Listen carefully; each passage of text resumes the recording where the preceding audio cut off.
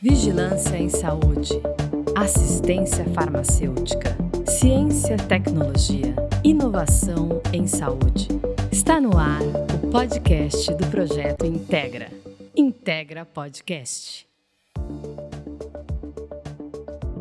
Olá, bem-vindas, bem-vindos e bem-vindes ao Integra Podcast, produto da parceria entre o Instituto Escola Nacional dos Farmacêuticos, Fiocruz, Conselho Nacional de Saúde e conta com o apoio da OPAS Brasil e da FENAFAR. A cada episódio, o Integra Podcast fica melhor, não é isso, gente? Vocês que estão acompanhando aí a gente? Sempre contando com a presença de uma ou mais pessoas convidadas para falar de direito à saúde, políticas públicas, assistência farmacêutica, acesso a medicamentos, mercado farmacêutico, entre outros. Meu nome é Marcele Nobre de Carvalho, eu sou professora da Universidade Estadual de Londrina e sou membro do Instituto Escola Nacional dos Farmacêuticos e apresentadora desse podcast. Eu vou fazer uma breve autodescrição. Eu sou uma mulher parda, de cabelos curtos, esbranquiçados, estou acima do peso, eu estou usando uma roupa preta e estou aqui com o meu símbolo aqui da conversa de hoje, estou com o brochinho do Zé Gotinha e vocês vão entender por que eu estou com ele. Eu estou super animada por estar aqui nesse episódio, gravando no Rio de Janeiro para a segunda temporada do Integra Podcast. É muito importante te lembrar que os 6 episódios da primeira temporada já estão disponíveis no Spotify e no canal do Instituto Infar do YouTube, @Infar. Muito bem, no episódio de hoje vamos falar sobre produção de vacinas e o Plano Nacional de Imunização. Temos aqui como pessoas convidadas a Thaísa Neiva de Fonseca Victor, coordenadora geral de gestão de insumos do PNI, Ministério da Saúde. Tudo bem, Thaísa? Olá, muito obrigada pelo convite, é um prazer estar aqui. Daqui a pouco você vai se apresentar e se autodescrever pra gente, tá? Obrigado por você ter vindo, ter aberto sua agenda para estar aqui conosco no Rio de Janeiro. Estamos com Maurício Zuma Medeiros, diretor de Biomanguinhos Fiocruz. Tudo bem, Maurício? Tudo bem, prazer estar aqui com vocês. Seja bem-vindo, sua agenda também foi aberta. Eu sei que é super importante você estar aqui com a gente, mas sabe, a sua agenda é super difícil também. Muito obrigada. Fernanda Manzini, nossa parceira desde a primeira hora, coordenadora aqui da iniciativa farmacêutica de Florianópolis, da Prefeitura de Florianópolis e coordenadora de projetos do Instituto Escola Nacional dos Farmacêuticos e desse projeto, o Projeto Integra. Que bom você estar aqui com a gente. Muito bom, muito feliz, né, da segunda temporada do nosso podcast. Tenho certeza que hoje vai ser um episódio muito especial. A temática é muito relevante. Super relevante, atual, e vamos lá falar sobre isso daqui a pouquinho. Mas antes disso, lembrando que a gente tem pessoas que têm dificuldade visual, né, de acompanhar nossos vídeos, eu queria que você se autodescrevesse, Fê. Perfeito. Vou fazer uma rodada assim, Fernanda, Thaísa e Maurício, pode ser? Então vamos lá. Eu sou uma mulher branca de 1,64 m, tenho cabelos curtos, ainda não tão esbranquiçados, mas já partindo para o loiro, que é o caminho. Mas vai né? falar que ele é assimétrico? Não é mais assimétrico. Ah, não? Não. E uso batom vermelho, que é uma característica minha, né? Geralmente usando batom vermelho. Estou usando um macacão preto e no meu braço esquerdo tenho algumas tatuagens. Acho que dá para imaginar um pouquinho como sou. Muito bem, obrigada, Fê. Bom, eu sou Thaísa, eu sou uma mulher branca de 1,60 m, tenho os cabelos pretos, estou vestindo um vestido vermelho, tenho uma tatuagem no ombro esquerdo com o nome do meu filho. E acredito que é isso. Muito bem. Obrigada, Thaísa. Maurício? Eu sou um homem branco, cabelos brancos. Meu filho diz que é cinza, mas eu acho que é branco. Tenho 1,76 m e acho que é isso. Você está vestindo o quê? Estou vestindo um paletó cinza, bastante confortável aqui. Ah, muito bem. Então vamos lá começar com o tema de hoje, né? Produção de vacinas e Plano Nacional de Imunização, chamado PNI também. Acho que o povo conhece como PNI, né? Vamos falar sobre produção de vacina? Vamos saber como é que está aqui com o Zuma. Zuma, como é que está hoje a produção de vacinas no país? Eu acho que é importante a gente dizer para os nossos ouvintes, para quem está vendo a gente no YouTube também, como é que se dá hoje a produção de vacinas no Brasil? Nós temos autonomia para quais vacinas? A gente importa produtos? Como é que está isso hoje no país? Vindo depois desses anos dramáticos da pandemia e que nós acompanhamos de perto, né, toda a discussão da vacinação, que a Thaísa não vai fugir depois de falar do PNI, é claro. Bem, a produção de vacinas, como vocês todos sabem, é muito complexa, né? Então, do nosso ponto de vista interno, ela está a todo vapor. Nós estamos, né, totalmente engajados na produção. Hoje, né, nós temos ainda, infelizmente, dificuldade de ter acesso a todos os insumos para a produção das vacinas. mesmo as vacinas que são totalmente produzidas aqui no Brasil, a gente depende de insumos importados. Então, esse é um ponto que ainda precisa ser resolvido, que está em discussão, não só aqui no Brasil, mas também no exterior, né? As agências internacionais estão preocupadas com isso também, para que não aconteça o que aconteceu na pandemia, né? Então, eu vejo que a produção no Brasil, nós temos 2 grandes produtores, uma coisa que é muito bacana, porque acho que 2 produtores públicos, né? Nenhum país tem isso, né? Biomanguinhos e Butantan fornecem, a Thaísa depois pode confirmar os números, mas cerca de 70% ou mais de 70% das vacinas que o PNI utiliza são fornecidas por esses 2 laboratórios, por nós e pelo Butantan. Então, e nós estamos avançando, eu acho que nós chegamos num estágio, nós estamos começando a desenvolver vacinas. Então, eu acho que nós temos um futuro ainda mais bonito pela frente, né, com vacinas que serão produzidas por nós. Então, acho que esse é um cenário, assim, né, falando de uma maneira geral, acho que esse é o cenário da produção no país. Antes de passar para a Fernanda, que deve estar com vontade de falar, eu queria perguntar assim, qual o tamanho de biomanguinhos? Para quem está vendo e ouvindo a gente, para a gente ter ideia, a dimensão do tamanho de biomanguinhos, área construída, capacidade de produção, trabalhadores. Fala um pouquinho para a gente da relevância também, da magnitude desse espaço de produção nacional de vacinas. Realmente nós chegamos a um tamanho muito grande, né? Nós temos um porte já de empresa grande. Nós estamos com 2.400 funcionários, né, nas mais diversas áreas, não todos dedicados a vacinas, mas grande parte dedicada à vacina ou às atividades que dão suporte à produção de vacinas.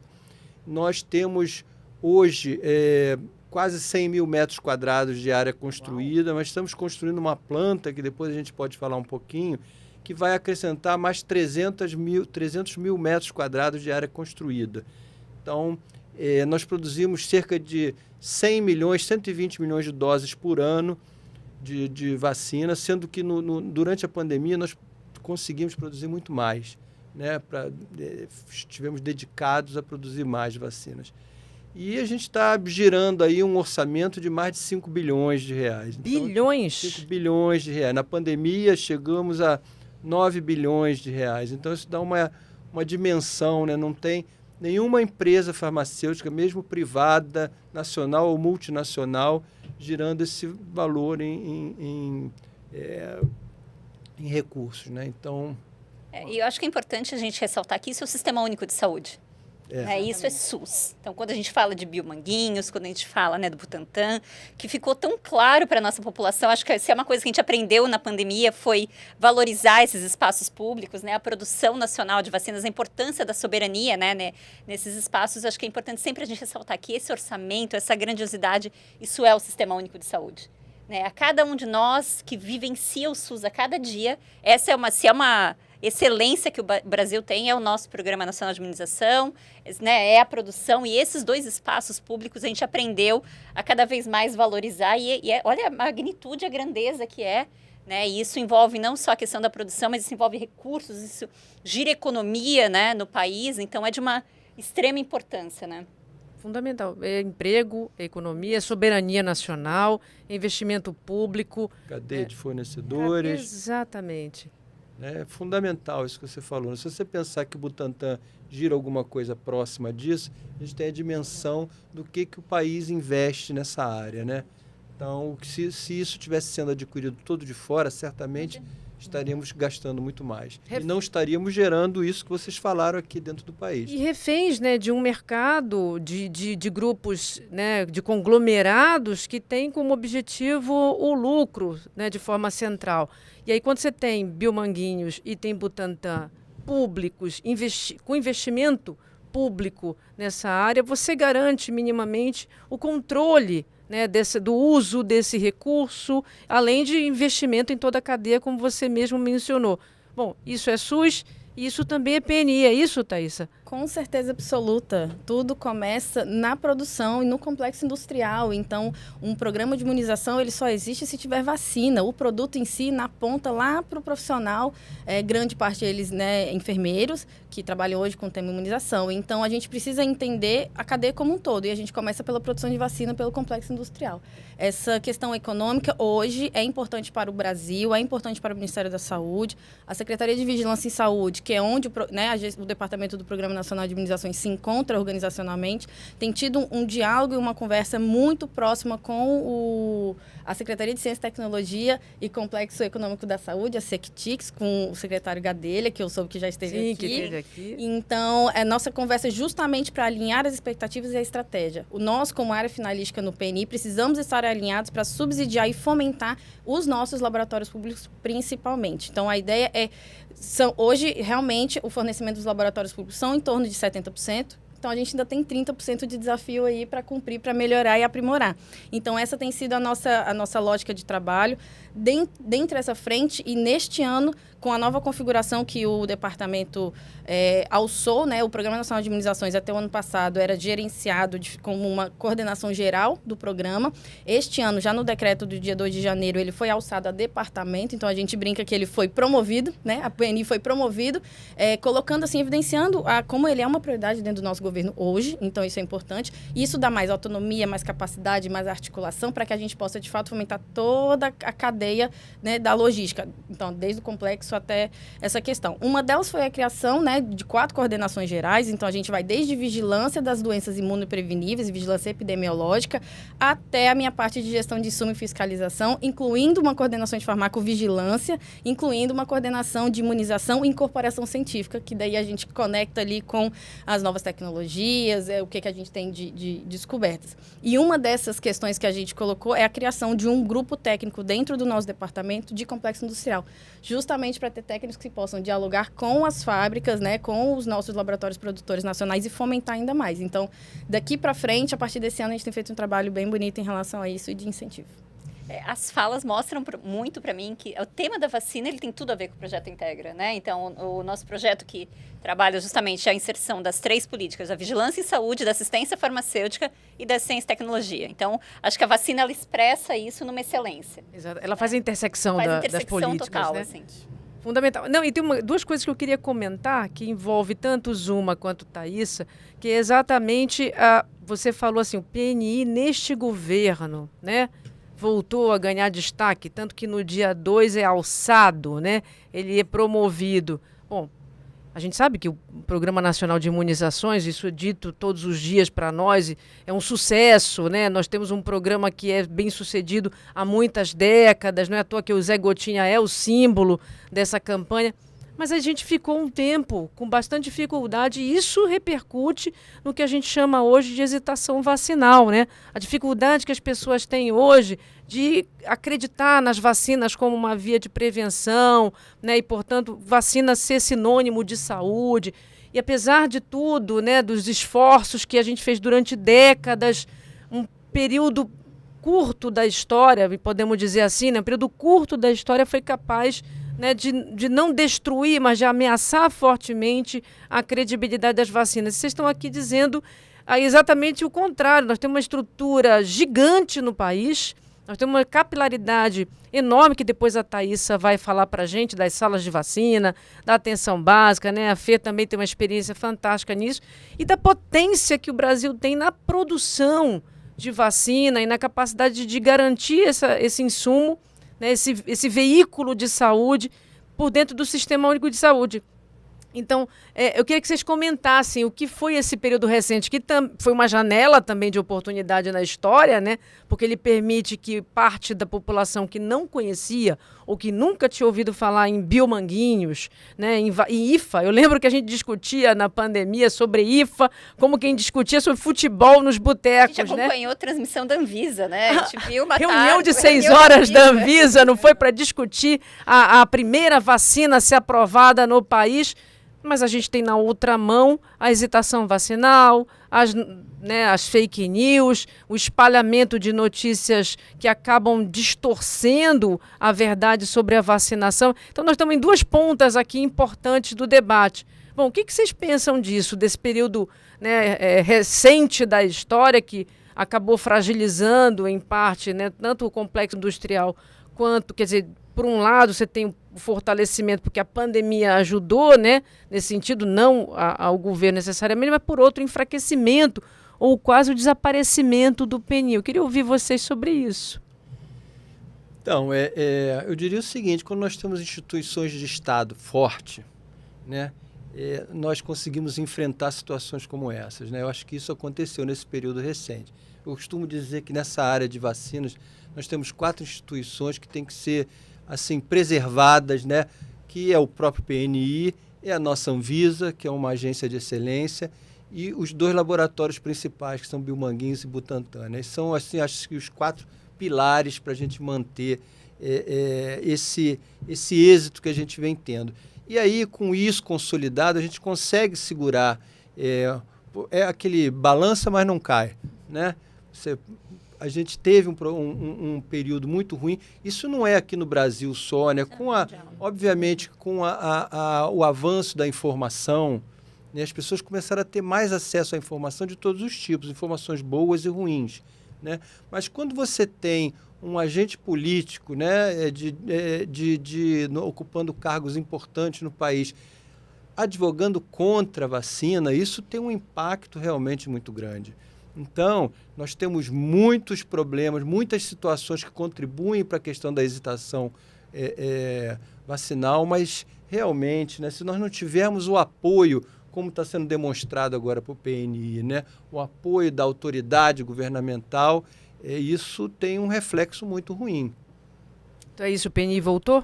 É isso, Thaís? Com certeza, absoluta. Mas eu queria trazer um contraponto que eu acho que é importante. Essa questão da vacinação, do programa, ela é complexa. Todo problema complexo, ele não tem uma solução simples. Então, qualquer argumento que a gente utilize aqui nesse momento, sempre vai ter um outro contraponto, um outro contexto que precisa ser visto de uma outra perspectiva.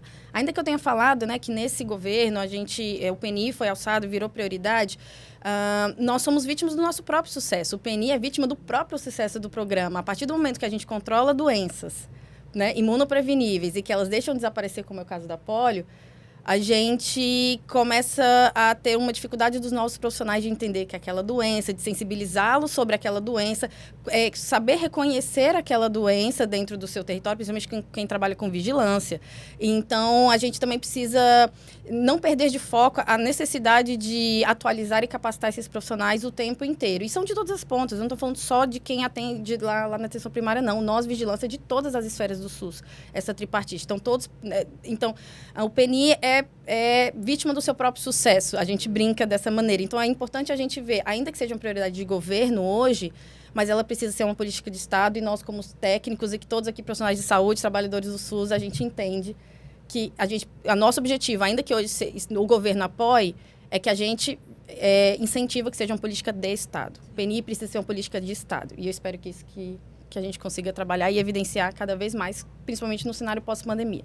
E nós temos excelência e sabemos fazer campanhas de vacina inúmeras nesse Brasil, né, imenso, de tão diverso, né? Eu trabalhei na ponta, eu coordenei uma unidade básica de saúde na pandemia e ao mesmo tempo que nós nos organizamos para atender os pacientes, nós nos organizamos para iniciar a vacina, organizamos de um dia para o outro drive-thru, então você começa a se adaptar e adaptar os trabalhadores para fazer esse processo. Então a gente tem essa excelência, uma excelência de redes de frios, que acho que é legal depois trazer um pouquinho, né, a complexidade, que vacina não é um produto simples, é um produto que ele requer, né, um armazenamento correto, a tecnologia, né, inclusive a própria manipulação, o trabalhador precisa ser capacitado para isso, né? E eu vejo hoje com muita felicidade, quando você diz o retorno do Zé Gotinha, acho que o Zé Gotinha é um símbolo, né, que esse símbolo precisa voltar de trabalhar com a nossa população, trabalhar com os nossos trabalhadores também. A gente comentava, né, que o próprio trabalhador da saúde ele tem que ser um defensor da vacina, né? A cada consulta que eu tenho na unidade básica de saúde, o médico, o enfermeiro, o próprio agente comunitário, todos têm que chegar para a população e acompanhar, porque o fato temos uma baixa cobertura vacinal para algumas vacinas, precisamos superar isso, mas vejo, né, quando a gente começa a trazer campanhas para desmistificar, a questão das fake news, que a gente começa a trazer a vacina para o centro do... E eu tenho visto isso. Esse ano a gente tá vendo, né, ministra Anísia, diversos momentos, estão trazendo a vacina para o centro do espaço. O Zé Gotinha ali representando. Vejo que a gente tem uma perspectiva importante de mudança, né? Então, vejo com esperança essa virada. Que bom que a gente tem esperança, né? Então, a gente está falando assim de voltas, de retornos, de reafirmações, mas a Fernanda tocou numa questão importante. Que números são esses da baixa cobertura, Thaísa? Fala um pouquinho para a gente, né? Já que vai estar sendo ouvido por muita gente esse podcast. A gente sempre fala de baixa cobertura, mas baixa cobertura do quê? Com relação a quê? Quais doenças? Né? Vamos lá, avisar a população. Perfeito. Eu vou trazer de forma geral, tá? Considerando que hoje nós temos mais de 20 imunizantes no nosso programa de rotina do PNI. São 50 produtos imunobiológicos diferentes no programa, 20 deles em calendários de rotina para todos os ciclos de vida que o PNI hoje é organizado, e o restante são para populações específicas, como imunossuprimidos, enfim, diabetes. Né? Existe um público específico de alto risco que a gente tem imunobiológicos específicos para essa população. Isso significa ter um pacote de vacinas para criança, para adolescente, para idosos, adultos, profissionais de saúde. Perfeito. Então, né, hoje nosso PNI ele é dividido em calendário de rotina para os ciclos de vida. A gente comenta dessa maneira. Além disso, a gente fala de campanha, a sua fala foi muito importante, mas a gente precisa pensar num ponto, porque as campanhas ela tem um objetivo, ela tem um começo, meio e um fim.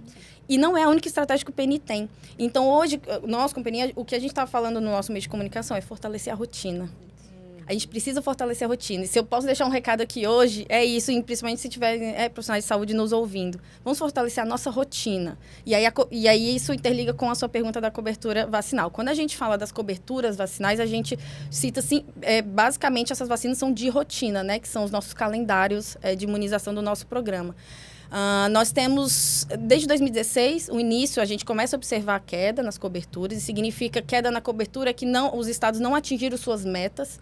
As metas, elas são de acordo com cada vacina, né? Cada vacina tem um objetivo específico, um público específico, então a sua meta ali de 90% a 95% daquela população, seja crianças menores de 1 ano, seja crianças menores de 5 anos, sejam adolescentes. Então, cada produto tem sua estratégia, cada ciclo de vida tem sua estratégia. Então, as coberturas, elas caem nesse sentido.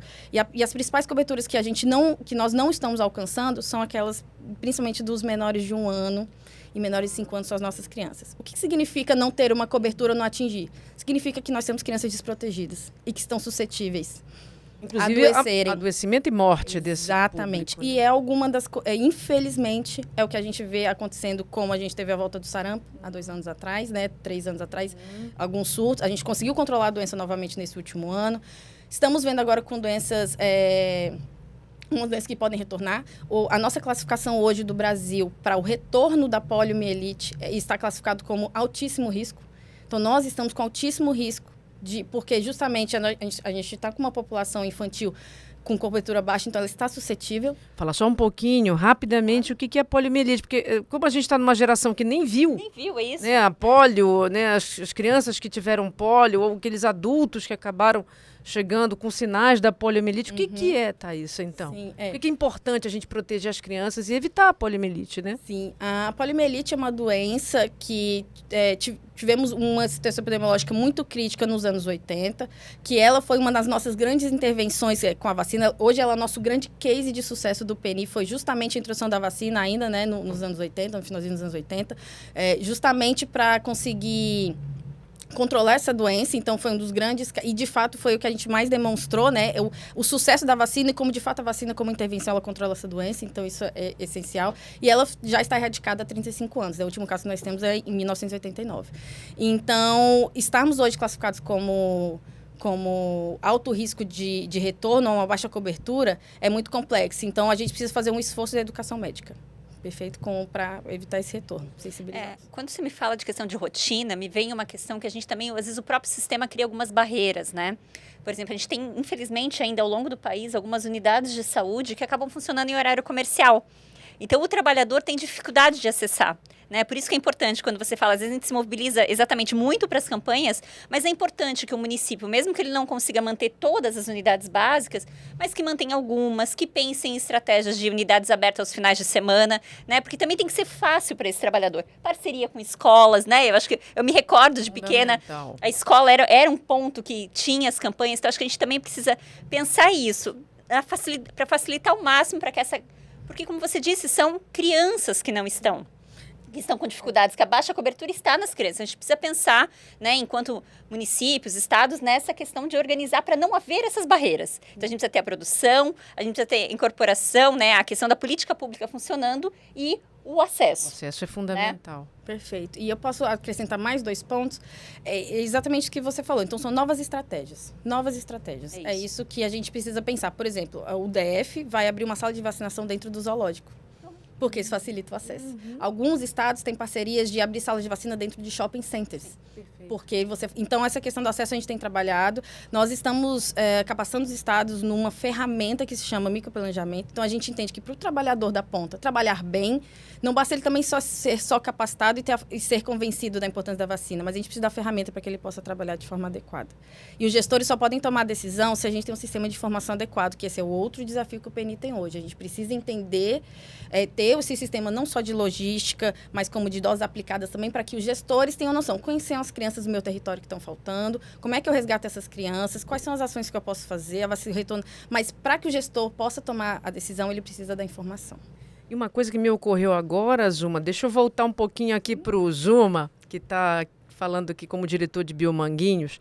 Como é que essas informações, a gente fala de informação da ponta, né? Como é que é a vida lá na ponta? Eu falo isso porque, às vezes, como professor, eu estou com um estudante lá na farmácia e digo assim, bom, isso aqui deveria chegar na indústria farmacêutica, né? A palatabilidade, talvez o sabor, a apresentação de algum produto. Como é que essas informações que a Thaísa está trazendo, as informações do cotidiano das salas de vacina, chegam em Biomanguinhos?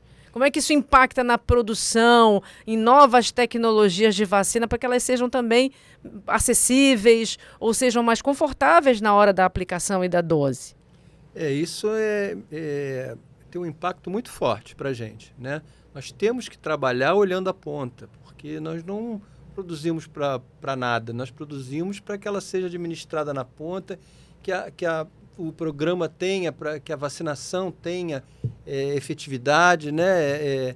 Então, nós temos que pensar em temos que estar atento a tudo isso, todas essas mudanças, né? São transformações que a gente passa e que vão mudando as demandas, as características que a gente precisa ter da vacina. Então, tem muitas coisas que a gente vem pensando. Por exemplo, atuar mais com vacinas combinadas, né? Porque as vacinas combinadas, você dá... Em uma vacina, você atinge várias, né? Dá um exemplo para a gente, Por exemplo, Zuma, nós acabamos de entrar, né, para o fornecimento do PNI da vacina ACWY, meningite ACWY. O Ministério utilizava até então a meningite C, tipo C. Agora, havia necessidade de de se vacinar as crianças com outros tipos de meningite. E quando você dá a vacina, né, de uma vez só, em uma vacina, todos esses tipos, você evita de dar 4. Perfeito. Né? Então, isso tem um impacto muito grande na ponta. Você diminui o número de injeções, você aproveita mais aquele momento que os pais levam a criança para ser vacinada, né? Temos outra vacina também que estamos em processo de absorção para trazer para o PNI, que é a vacina hexavalente. São 6 vacinas, né, ao mesmo tempo. A nossa vacina pneumococcus, ela é 10 valente. São 10 sorotipos diferentes. Então, essa estratégia é uma das estratégias que ajuda a melhorar, né, a situação na ponta. Uma outra estratégia também, que aí já na parte mais de logística, né, é o número de doses dentro do frasquinho. Então, às vezes, por falta de capacidade, nós somos obrigados a produzir vacinas com muitas doses.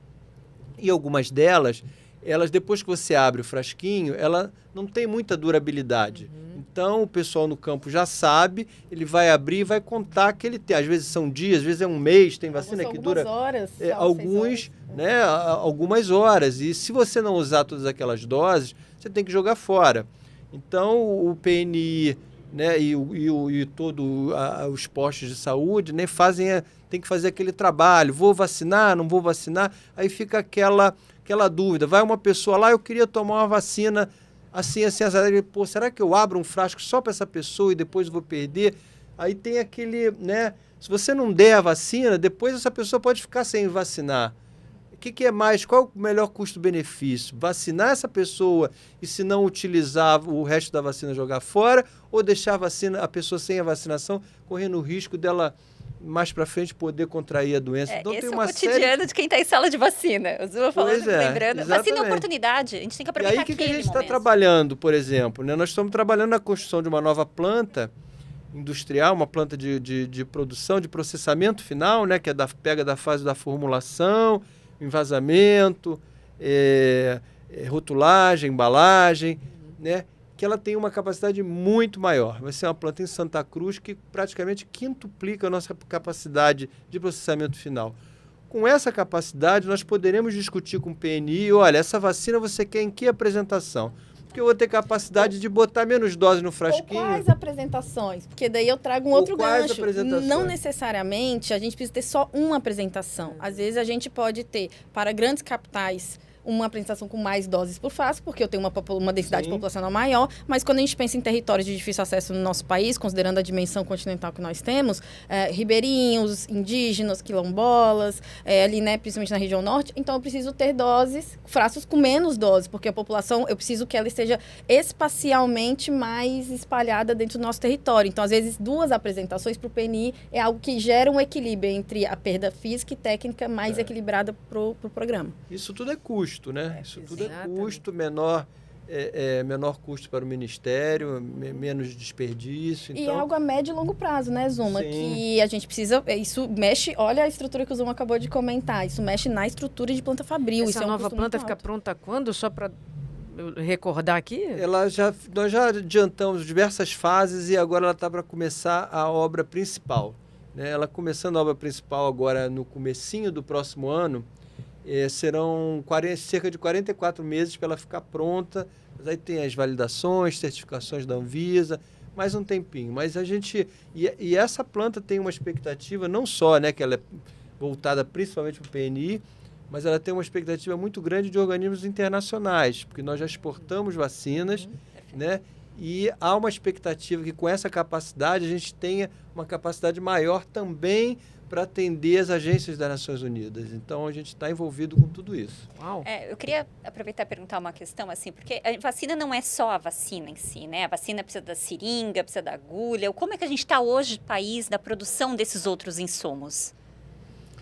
Então, vou falar uma parte, a Thaísa fala outra, porque ela é consumidora de alguma coisa, né? Nós temos ainda dificuldade, né? Como eu falei antes, a gente tem, mesmo que a gente produza tudo aqui no país, uma vacina totalmente produzida aqui, você utiliza insumos importados, né? Muitos insumos importados. Então, ainda há necessidade, eu acho que isso tudo junta o que a política do Complexo Industrial da Saúde vem trabalhando, né? Que é de unir políticas de industrial com políticas de ciência e tecnologia, com política de saúde, juntar isso tudo para que a gente possa ter um conjunto de fornecedores que diminua isso. Não vamos ter nunca, obviamente, né, tudo 100% produzido no país, mas tem condições de se trabalhar para melhorar bastante essa cadeia de produção, essa cadeia de suprimentos, né? E não só no país, como na região, como agora há uma articulação também com OPAS, por exemplo, para fazer nós temos nossa responsabilidade está crescendo de apoiar também a região, né? Com tudo que a gente demonstrou, nossa capacidade, nós estamos sendo demandados a apoiar a região de uma maneira geral. Mas isso pode ser pensado de uma maneira regional também, para que isso fortaleça toda a região, que você possa ter outros produtores também, né? E diminua essa vulnerabilidade. Mas tem outras aí que a Thaísa pode falar na parte de vacinação. Estou falando na parte de produção, né? Mas na parte produtores e consumidores. Exatamente. Bom, atualmente, depois desse período pandemia, tivemos um problema muito sério na pandemia de fornecimento, mas era porque eram quantitativos enormes, pessoal. Assim, não havia nada, absolutamente nada comparável com a necessidade de que a gente já tivesse na rotina alguma experiência comparável com a necessidade que a vacinação de Covid-19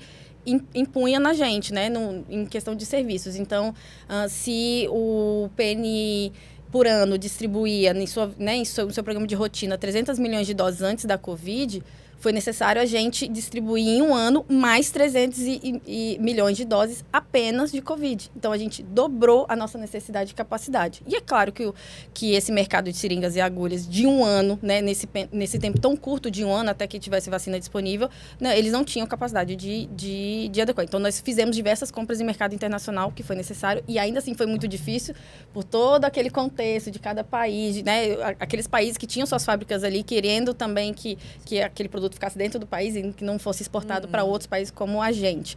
Depois desse período, nós conseguimos regularizar e hoje a gente consegue fazer essa compra já no mercado nacional. Em relação a seringas e agulhas, nesse sentido, não temos tido tantos problemas como nós tivemos anteriormente. Hoje ainda mesmo é o gargalo da vacina em si, do produto final, em que 30% eu ainda preciso exportar.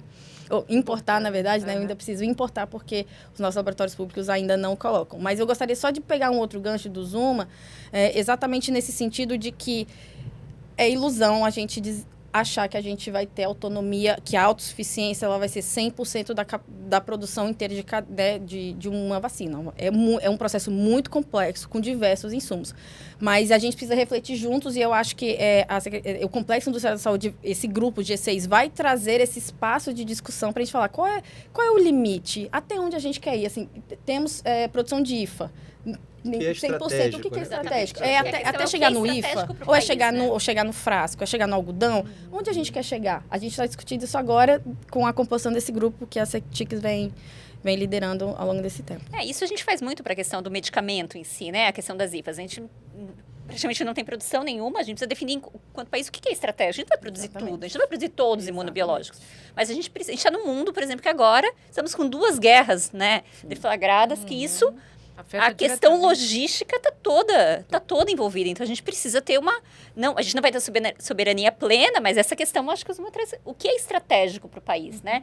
E daí, acho que essa é uma discussão que a gente precisa enquanto... O que é estratégico para vacina, o que é estratégico para medicamento, o que é estratégico para insumos, né? E isso, então, organizar o Parque Fabril, investimento público, né? Porque, afinal, nós temos um grande sistema público e ousamos ser um sistema que oferta medicamentos, oferta vacina para mais de 200 milhões de pessoas, né?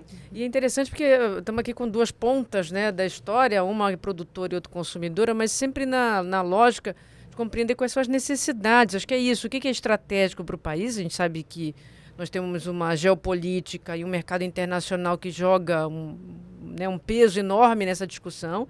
Então, estamos falando de mercado, estamos falando de recurso financeiro, de dinheiro, de investimento, mas também estamos falando e além da proteção ou da soberania, mais do que proteção, mas a soberania nacional é importante, né, para a gente não ficar à mercê do mercado internacional.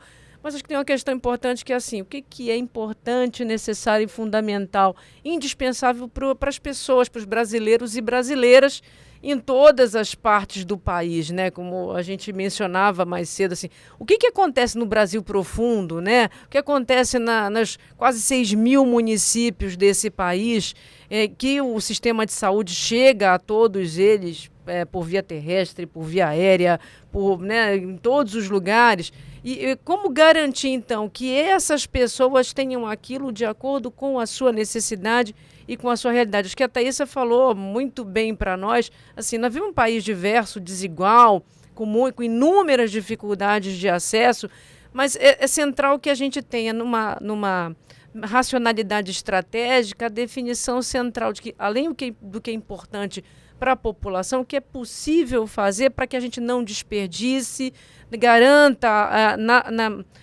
para medicamento, isso tem um conceito, né, que é o uso racional de medicamento, no tempo oportuno, né, e para a vacina se aplica o mesmo conceito, né, para o tempo oportuno, na dose adequada e na apresentação que seja cômoda, no menor custo para a nação, no menor custo para as pessoas e num custo que é o custo social, que às vezes a gente quando fala de custo, pensa no custo financeiro, no valor monetário, mas tem coisas que só quem sente, né, quem usa a vacina, quem precisa.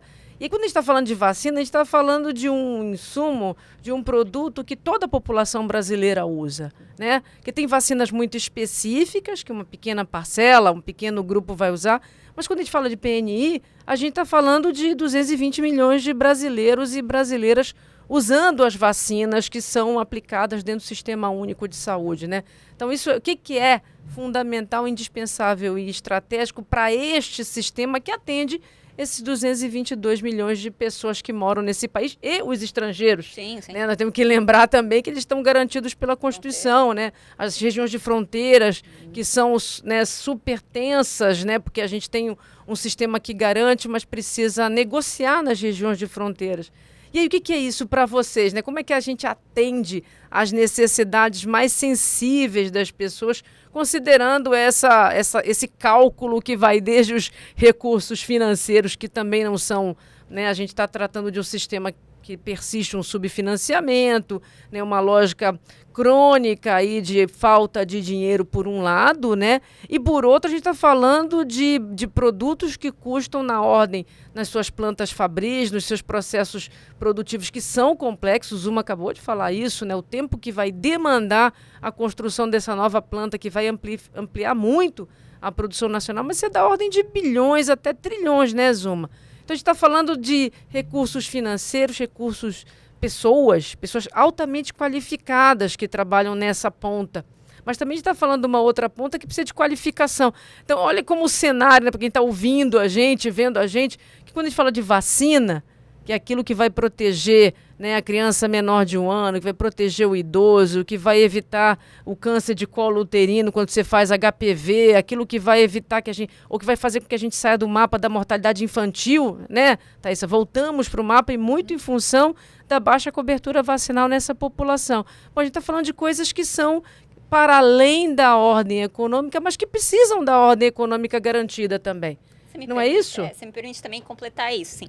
Nem todo medicamento vai ser incorporado pelo SUS. E também nem toda vacina vai ser incorporada. Então, dentro dessa lógica toda, eu tenho uma política pública que rege. Então, acho que se puder, a gente está caminhando mais para o fim também. Isso. Puder esclarecer um pouquinho, dentro dessa complexidade, assim, que vacinas que o SUS fornece, né? Como é que a gente decide que uma vacina vai ser fornecida, vai entrar no PNI, né? Assim como a gente tem toda uma lógica para incorporação de medicamentos, né? E leva em consideração toda essa complexidade, mas também muito critério técnico, né? Perfeito. Eu acho que esse ponto é super relevante, né? Essa questão, esse balanço, né? Porque, no final das contas, o que é mais importante que nós estamos perseguindo é a vida, né? O que nós queremos garantir é a vida da população em geral. Tanto que o PNI tem o PNI e as estruturas estaduais, municipais, né? Tem uma coisa que é belíssima, que é ir lá na ponta, né? Nos lugares mais, um país, né, imenso como o nosso, do tamanho que a gente tem, a complexidade de chegar em determinados lugares, você vai lá na ponta de Canoinha, vacinar aquela tribo indígena, né? Isso você não pode pensar em custo, né? Você está pensando na vida ali. É claro que o componente custo, eu vou fazer isso com o menor custo possível, né? Mas tem um componente social que é muito mais importante. Então, eu acho que a gente tem que estar sempre tentando equilibrar isso, né? Fazer o custo que for necessário, né? Fazer o que é necessário, que é garantir a vida, ao menor custo possível, seja ele qual for. Mas o importante então, assim, eu acho que essa é uma percepção que poucas pessoas têm. Né? Por exemplo, uma coisa que por que laboratório público, né? Se questiona muito, por que não privado? Porque, assim, qual é a importância? Nós produzimos vacinas que, teoricamente, são antieconômicas de se produzir.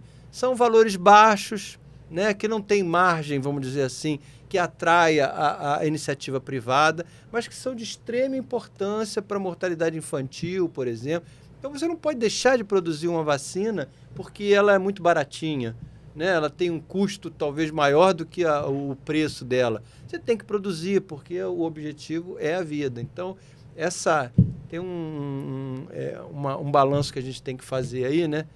Que é super importante. Eu acho que essa discussão é super relevante.